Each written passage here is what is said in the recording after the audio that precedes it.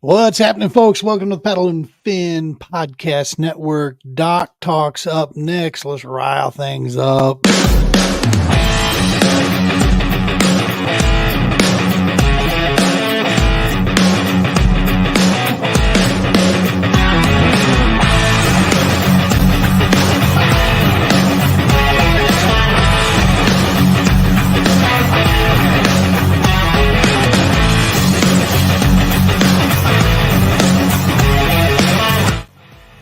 And happy good evening to you folks. It's me, Gene, of the TPO's Doc Talk podcast.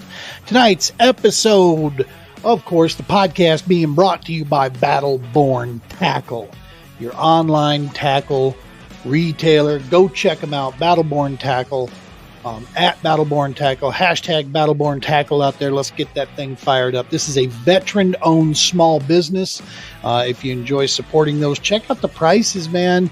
Not only are his prices extremely competitive out there, and sometimes, and most of the times, as good, if not better, but it's the free shipping, dude, at Battleborn that you got to check out, man. If you've shipped anything in today's market, you know that is a huge expense.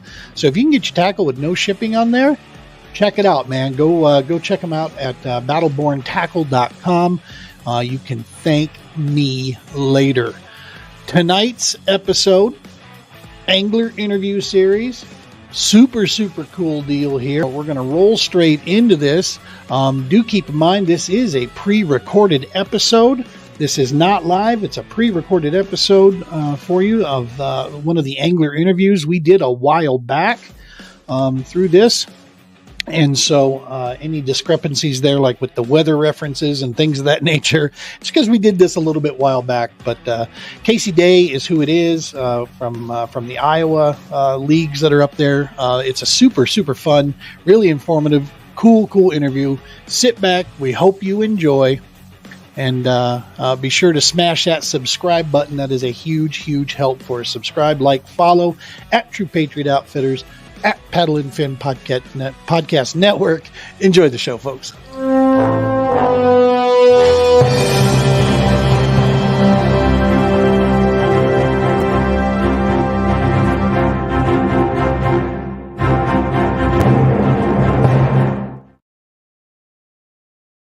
We got a dude with us here. There's some cool news coming out of the Midwest, folks. Iowa has been known to put out some pretty sound anglers. And they've had several clubs over the course of the years that have been operating and very successfully operating.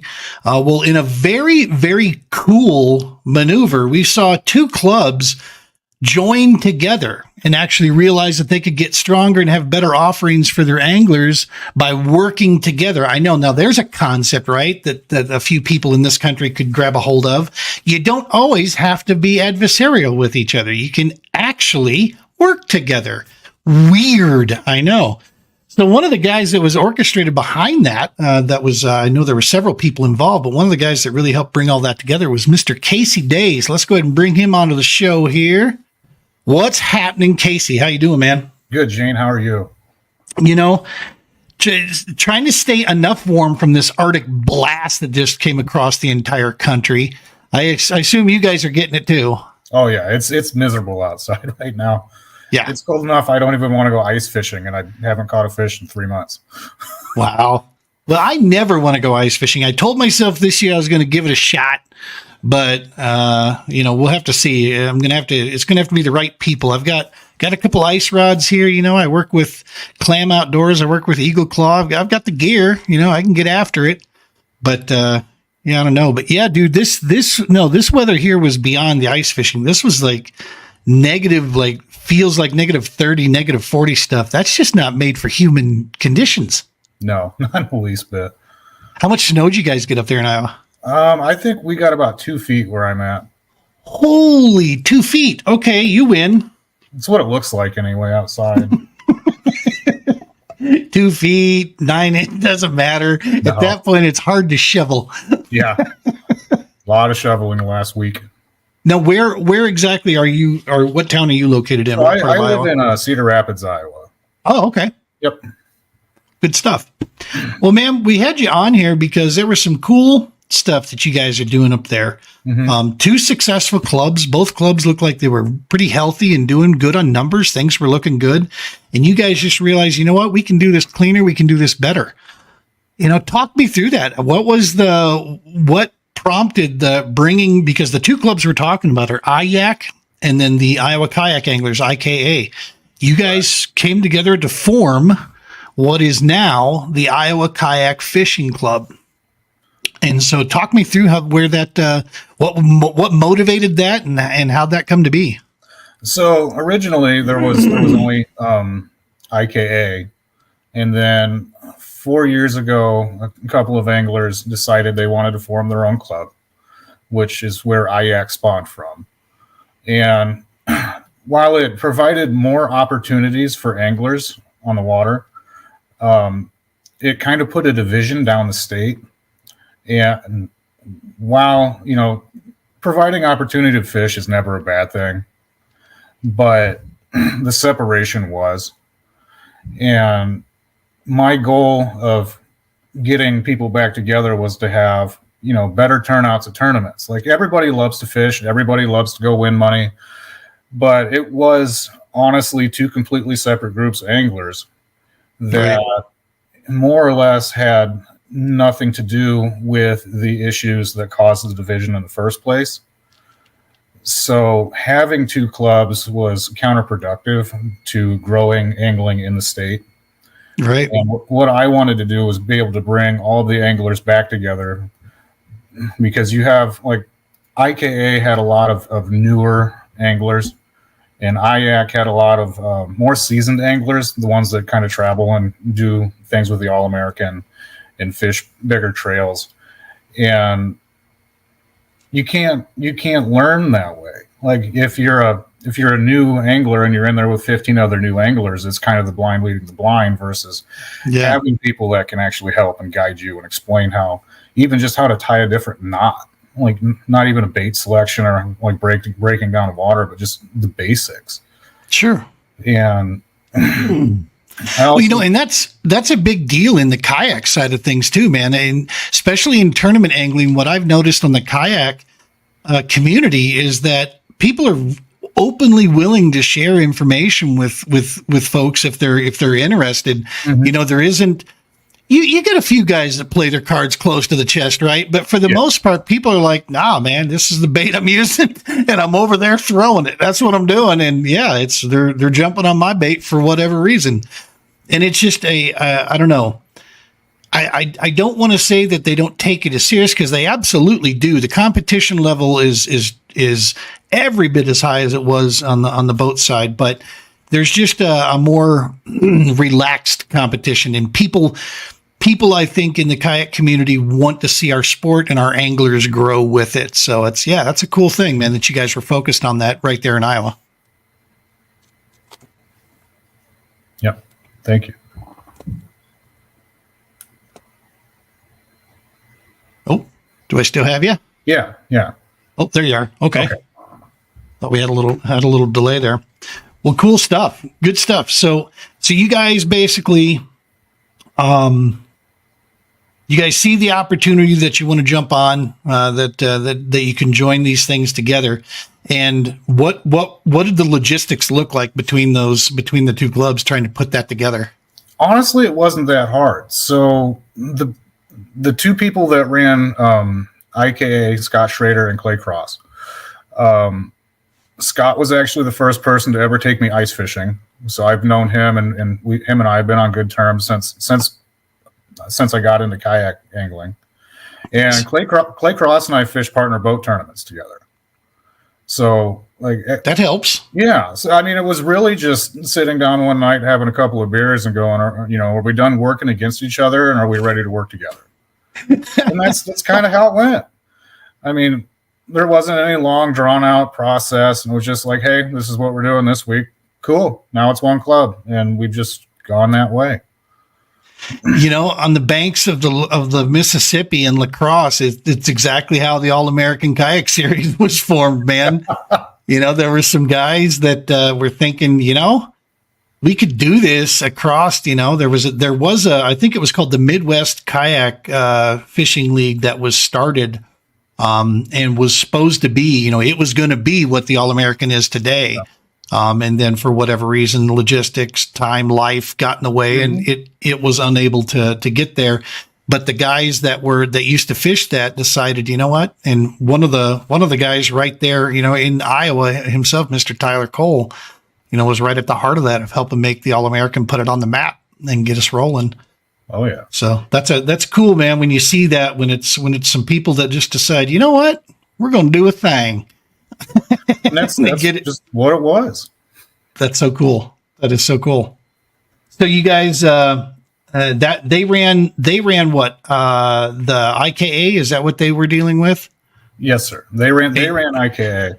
And you were with IAC, is that how it was? Yeah, I took over IAC after its inaugural season, and then I ran IAC for 2 years, honestly, with the sole intention of trying to bring everything back together. Because having two clubs that have 20-person tournaments doesn't really do anything for either club. And the majority of anglers only fished one series. Joe Bailey, Super Joe Bailey, and I were the only ones that fished both series in the state. So you have 50 anglers fishing, and only 2 of them are going between the clubs. So it seemed kind of pointless. Yeah. Well, that's cool, man. That you had a vision with it. You went after it. I mean, that's what it takes. It takes that leadership to piece that together. So now we are formed. We have the Iowa Kayak Fishing Club. You guys are out there, and this is your inaugural first season as a joint merger club together. Is that correct? Yes, it is. Sweet. Yep. Our first tournament's at Lake Rathbun, 2 weeks before the Classic. Oh, wow. Okay. All right. You guys are firing it up. All right. Oh, yeah. You, what are your Iowa in April? It's a doable thing? It's chancy. Right. It's not for the faint of heart. It's always an interesting tournament. I never know if we're going to have a good day, a bad day, or a snowstorm, and we've had all of them. People were out there last year chucking chatterbaits in a blizzard and catching giant fish. It's just, it's angler's discretion. If you don't feel comfortable, please stay off the water. But at the same time, if you want to go fishing, have a day. Yeah. And so it's doable. I always try to pick a southern lake in the state just so I can try to have the weather on my side. And we just hope for the best and go from there. And you need a company like this that can help you with staying warm out there. That's where I got lucky, man. We had one last year here in Colorado. We went to Chatfield Res. Temperatures, all leading. Colorado weather is so stupid because of the mountains. It's like the stuff literally, they call for something and it hits us just a strip of the state, and then it doesn't hit others. Well, dude, we got hit. The temperature dropped. The snow was going sideways. We're out there in kayaks. Literally, our braided line is freezing in the eyelets. You're dipping your line, to try to be able to cast and do anything. It was absolutely miserable out there in that, like I said, below 30 stuff. And so, yeah, the only thing that was good there is, like I said, I have a strong company behind me that gets me that storm gear, man. And I stayed nice and toasty myself, but my fishing pole needed some storm gear. I'll tell you that. That happens. That sounds like fishing in Texas with the All-American a couple of years ago. Right. Palestine, wasn't it? It was Palestine. Yeah. Palestine. I thought the weather turned pretty squirrely on everybody. Oh yeah, I had to drive through a blizzard to get to Texas to go fishing in 30-degree weather. You don't think we love this sport? Oh boy. I think that was like everybody's worst tournament. Anybody you talked to that was there was just not having a good time. Kevin Swan won that, if I remember right. Did Swan win that? I think so. Okay. Yeah, I think Swan pulled through, man. That dude, he'll fish through a hurricane. He don't care. No, he doesn't. Long hair don't care, baby. Well, Kevin, he'll get after it. To talk to. Yeah, he is. That's awesome stuff, man. So talk to me a little bit about this season's, where you guys, what your schedule's looking like up there with the club. Where are you guys going? What's it look like? How deep do you go into the summer and that good stuff? Oh, All right, put me on the spot. Let's see. First tournament is Rathbun. Okay. That'll be middle into April. Roger. Yep. Second one is Okoboji with you guys. Yeah. Third one is a Roadrunner, Morris Ellis Red Haw. Sweet. It's 3 tiny little lakes that have just monsters in it. It's so much fun. Like if you ever get a chance to come up and fish one of those, do it. I'll have to look at that. The Roadrunner you said. Yep.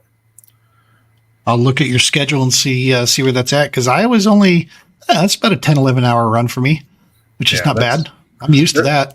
They're small lakes. Hopefully the anglers spread out. I can see. I think I know where the majority of them will be, but there's bigs in all of them, and it's a fun and easy place to fish. That's awesome.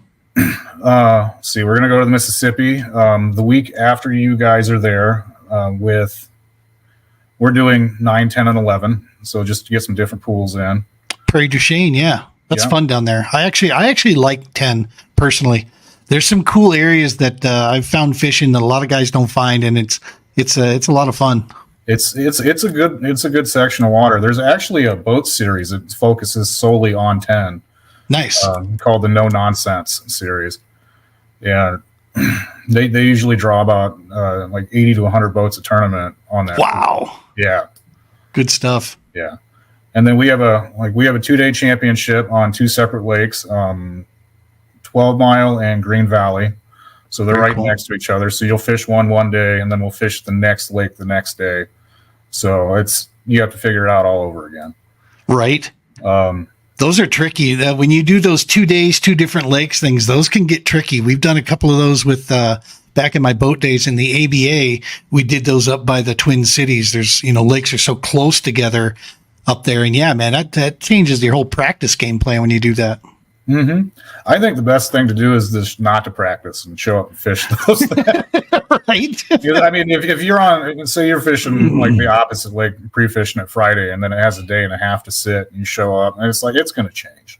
Yeah, the weather's going to change, lake conditions are going to change, the fish are going to, not necessarily move, but like they're not going to be exactly the same. Like, so some days I think it's just better just to show up the day of and go, I have no idea, but I'm going to figure it out. And just go. How much in Iowa there? How much do smallies play? I mean, is it like Minnesota where it's 50-50 half the time? It depends on where you're at. Yeah. So we had a tournament with IKFC at the Wapsie River, and if you've never fished the Wapsie, it's different, and it's loaded full of smallmouth. And I got caught saying that 90 inches of smallies would win that day. Well. The river was 3 feet high, and then the weather, this and that, and the other thing. And I think Tyler Cole won it with around 83. But we were out in a certain section 2 weeks prior to the tournament, and I caught an 18 and a 19 behind Tyler and another one of his buddies, and watching them do the same thing. So like accumulatively, we caught 93 plus about 93 inches that day. Right. In about 2 hours. So like it's doable if you have the right water conditions. Smallies aren't in every lake. They're in most rivers, and they can definitely play on the right day. Nice. Yeah. Yeah. It was like 50-50. I mean, the one thing that the fishing La Crosse area quite a bit taught me is I never bank on smallies, man. They're such a nomadic little bastard. But they're so fun to catch. I love they're just another level of a predator, that's out there. And yeah, man, the fight that's in those things is unbelievable.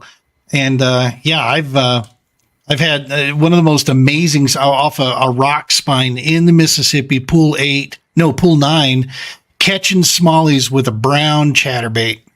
Pulling it right down there, and they were attacking the hell out of that chatterbait, coming with the current, coming right at their face. So it's I used my anchor mode, just kind of holding the current there, and just threw it up and let it come right back at them.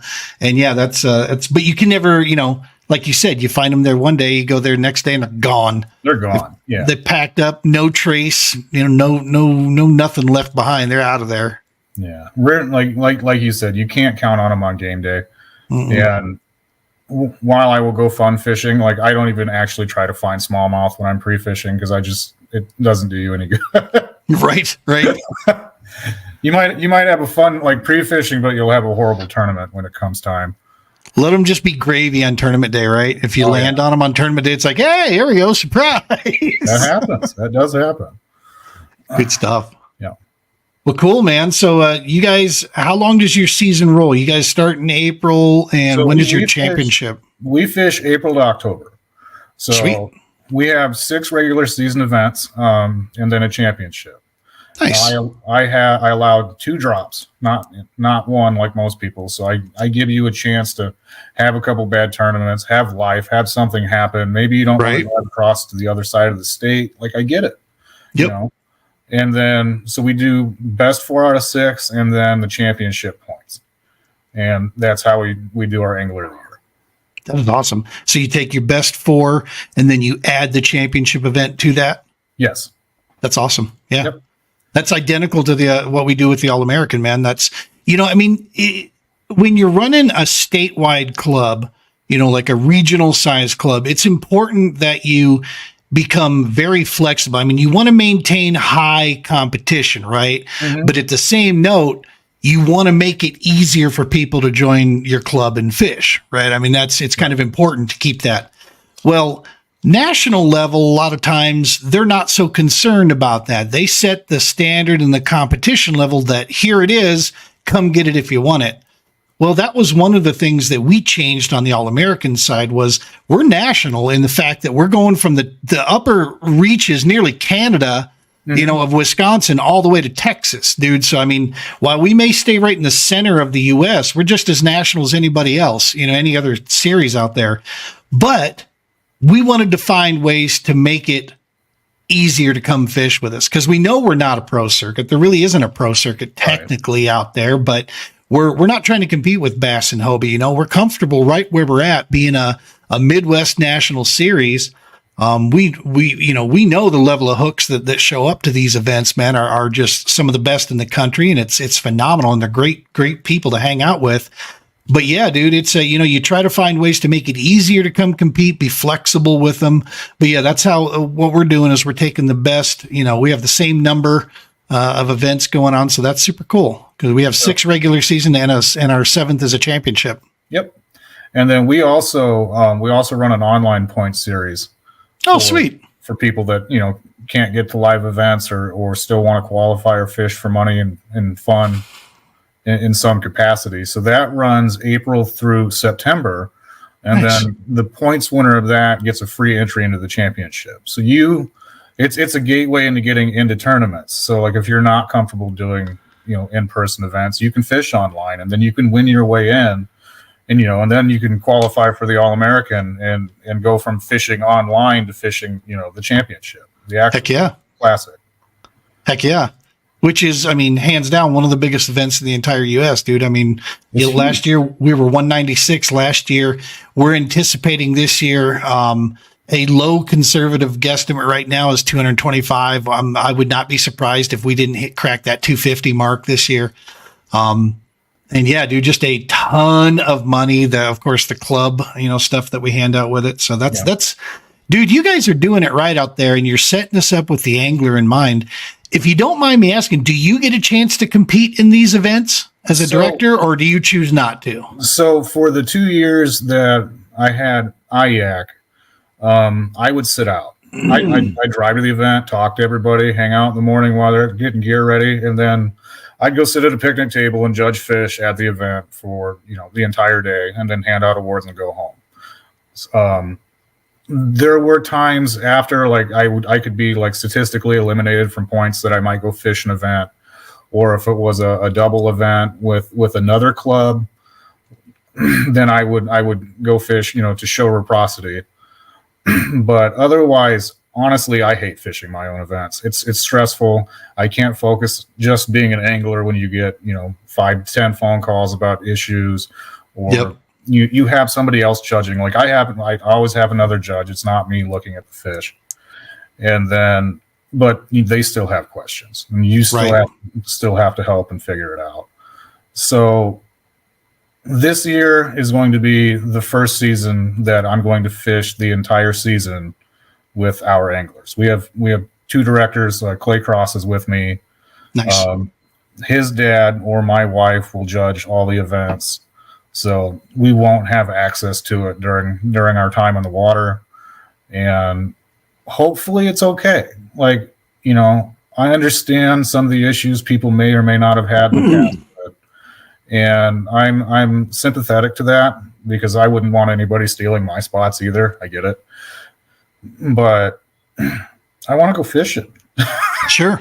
You know, I drive there. I put all the money and time in. I pre-fish with everybody else, but on game day, it's like I'm there to do my job as a tournament director. Yeah. If people are upset about it, one, you know, you should probably think about where you're putting your money or who you have in charge. Then, if you don't trust the director that is in your club, and 2, like, honestly, I've run other organizations before. I get it. My sole purpose to be there is to be a director and not an angler at that time. So if I have to get off the water because it's bothering, you know, the majority of my anglers and putting the club at jeopardy, like, I'm out, man. Like, it's fine. Like, I'll get off the water. I'll stop fishing. It's not a huge deal. Yep.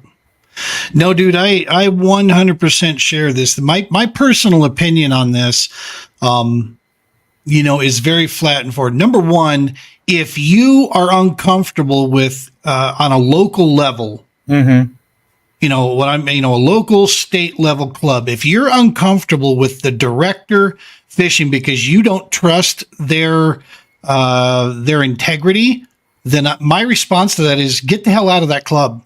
Agreed. You clearly, you know, if you think that. Now, if there's evidence that supports it, well, then your club's the problem. The club should get rid of the director and bring somebody new in.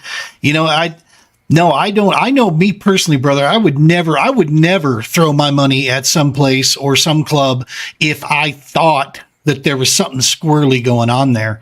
You know, now, and that's what kind of brought me to with the All-American deal here. I don't have access to any of those tournaments when it comes to the judging side. I'm a talking head.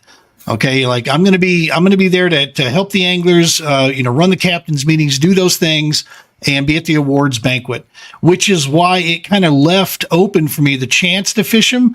But then we got a few other things that we're going to be doing at the same time. And to be honest with you, I just don't ever want to get in that position where I'm up there doing awards and I'm talking, you know, we want to maintain the national level side of the All-American, you know, to that level. Right.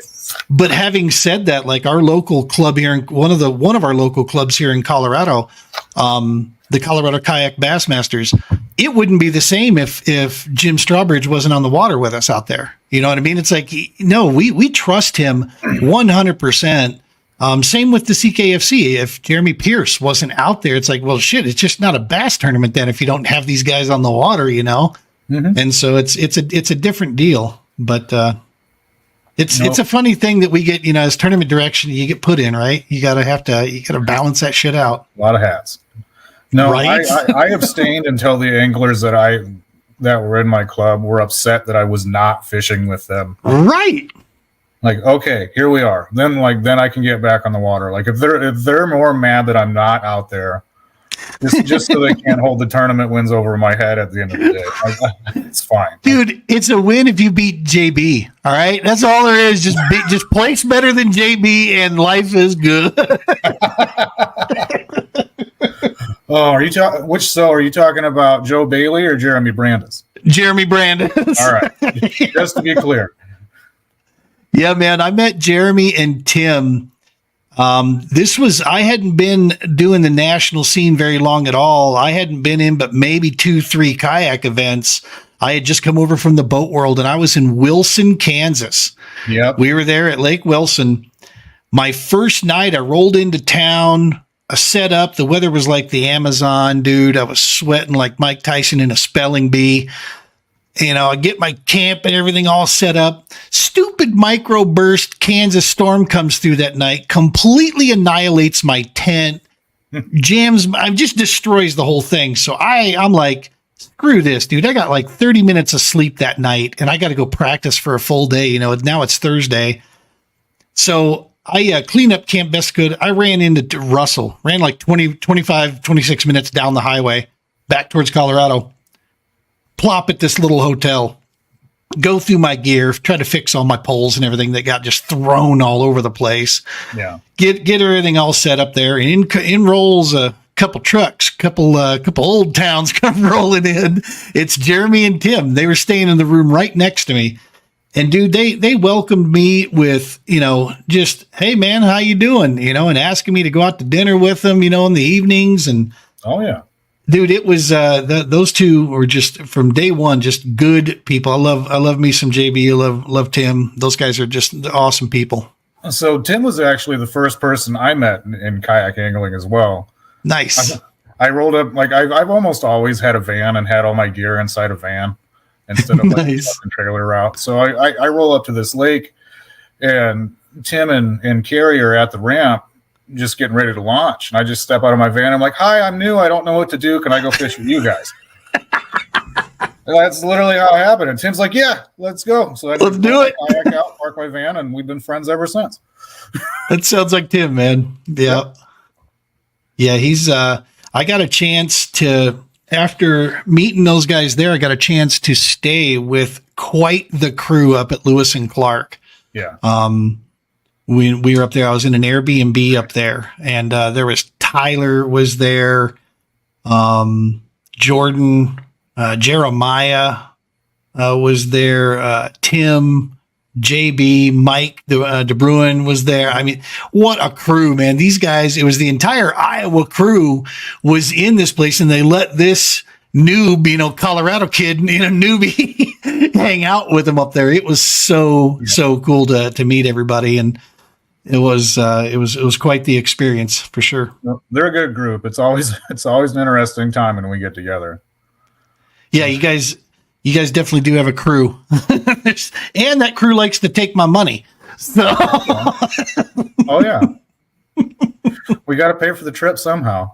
That's right. So, dude, let's talk about Okoboji, man. One of the cool things that we're doing this year, we're really doubling down on working with local clubs and, you know, by local, we mean state level, you know, and area level.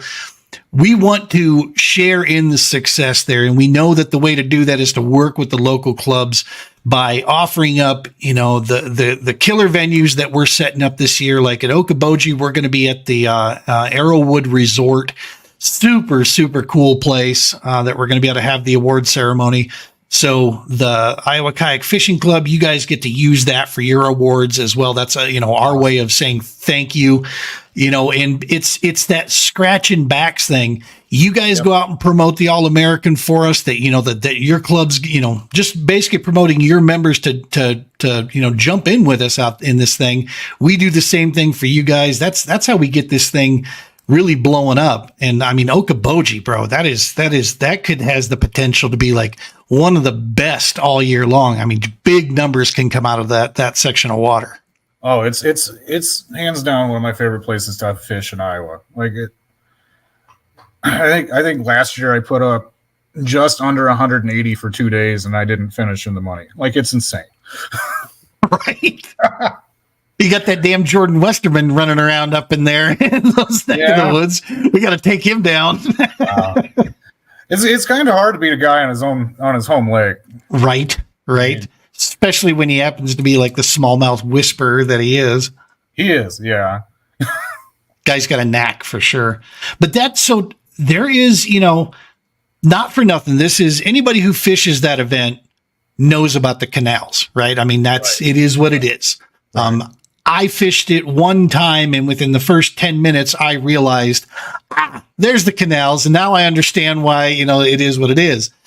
But there's a good chance that those canals may not be as much in play. There's been some stuff going on where they've been limiting numbers, and what's really been happening up there that, I know they're trying to, I don't know, is it a protecting the fishery situation? Is it so dealing with the homeowners? What's going on? What I got from the DNR when we had an event with Heartland Kayak Anglers there last year in the fall is there's invasive species of grass that are growing in certain areas, mainly the canals and the Tribogy Circle and the harbor on west. And what they were doing was trying to minimize traffic so they could treat the grass and not have the infestation spread to the rest of the lakes. Right. So that's why they were trying to minimize access or restrict access to the canals. Gotcha. Yep. So, and I don't know, is that going to be in play when we get there in May? We'll see in May. Right. I can't speak to it one way or another right now. Last time I talked to Kapaska, who is in charge of handing out permits, he had mentioned limiting access to it, but he had mentioned limiting access to it not because of the grass, but because of the amount of traffic and other tournaments that were there. Right.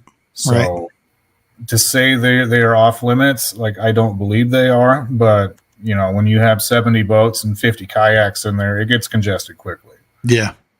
Well, I can tell you, hands down for sure, we'll be on top of this. We'll be working with you, probably me calling you and you and I chatting as we get closer to the event so that we can communicate that out right here on the podcast, on the Doc Talk, and we'll keep it flowing through all the Facebook channels and such. So that way everybody that's joining in on this. But yeah, man, all the IKFC members out there, absolutely check out the All-American, man. We want to have you guys here. We want to see you guys up on stage for both, for the All-American and for your guys' stuff for sure. To make sure that we're getting all that set in. We did find, I don't know what capacity, but that Fisherman's Outlet that's there in Okoboji. Oh, that's heaven. Right? They're going to be our tackle sponsor for this event. Perfect. So we're not sure what that means just yet, but they said, yes, we want to be a part of this. We originally had conversations with them about holding the awards at their shop. But there was a little question about space and things of what we could do.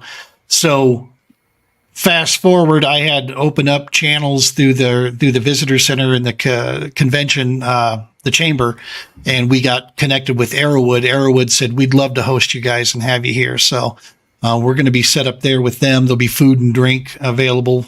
I think that one is going to be available for purchase. Okay. That basically anglers can buy, food and drink while they're there during the awards and such. But yeah, man, it'll be a good time.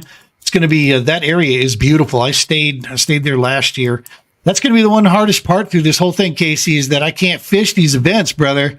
The Classic is my national event. I get to fish that because Tyler's going to MC that one. He's going to take her because he's not fishing that. So he's going to take that role. I get to just jump in and go fish on the Classic. So I'm stoked. Have you ever fished, Truman? Oh yeah. Okay. Like several times in my boat, and it was pucker factor when I had a bass boat. In a kayak, I don't mind it at all. I love it. Because it's like, yeah, I've bounced off of more deadheads with my kayak. Yeah. My unlimited handles it pretty well, man. I can buzz around in there. So yeah, I don't mind Truman. Truman it can be a finicky thing. It's the least Ozarkian out of all the Ozark lakes, in my opinion. Okay. It doesn't set up like the other Ozark lakes do in most cases. And I like the challenge. I like the fact that I've watched a guy win that thing on a buzzbait, Yep. And then I've seen other guys have to, throw a 1/4 ounce finesse jig and drag it across the bottom at the, entryways of all the creek channels. That's the only place they could find the, substantially good sized ones. They weren't back anywhere. So it's cool that depending on where you're at on the lake, it sets up pretty wild. Yeah. It's different bodies of water from top to bottom. That's for sure.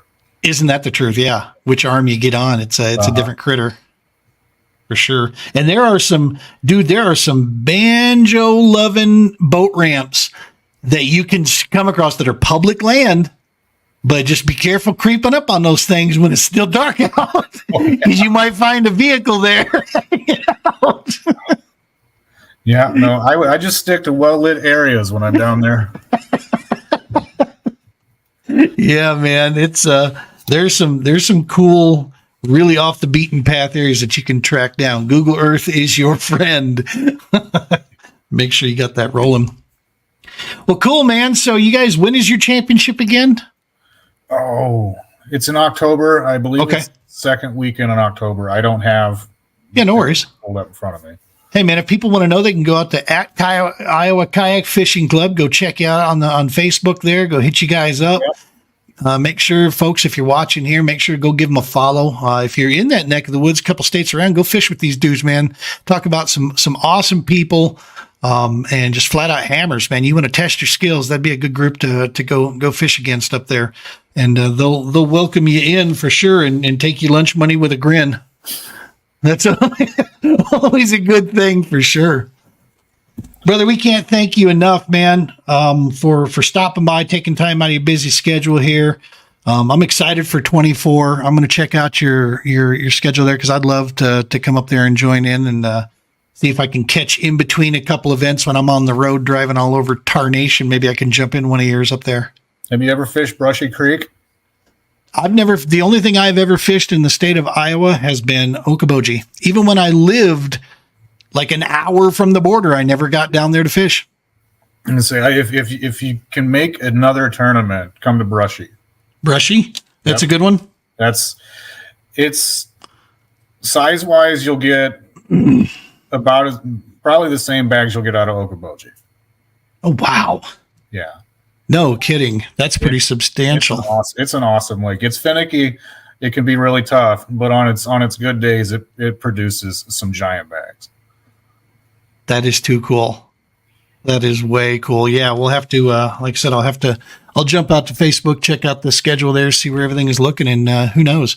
I'm going to be coming up through there, man. We got three runs: Okoboji, La Crosse, Minocqua. Mm-hmm. So we're making that run up there for sure. And so we'll be driving through Iowa, through Des Moines several times. We'll be making that journey. All right. All right, buddy. Well, listen, man, hang out here for me. I'll after we close this out here, and I'll chat with you when we finish all this up. Folks at home, thank you so much for watching another episode with us here. Don't forget, man, what drives this whole thing for us is those subscribes at YouTube, at the True Patriot Outfitters, of course, and the Paddle and Fin network. Make sure to get those likes and follows down, but that subscribe at YouTube is the big one. That's where we could really use some help with that. That helps us get the mission out there for the TPO further and further along the way, and it really helps sell home those supporters of the TPO. Beyond the fact that it's a good mission, they also get some decent exposure piece there, and they should get exposure if they're helping us out. We appreciate all the love, all the support. We're happy to be here at the Paddle and Fin Network for sure. And as always, folks, tight lines, be safe.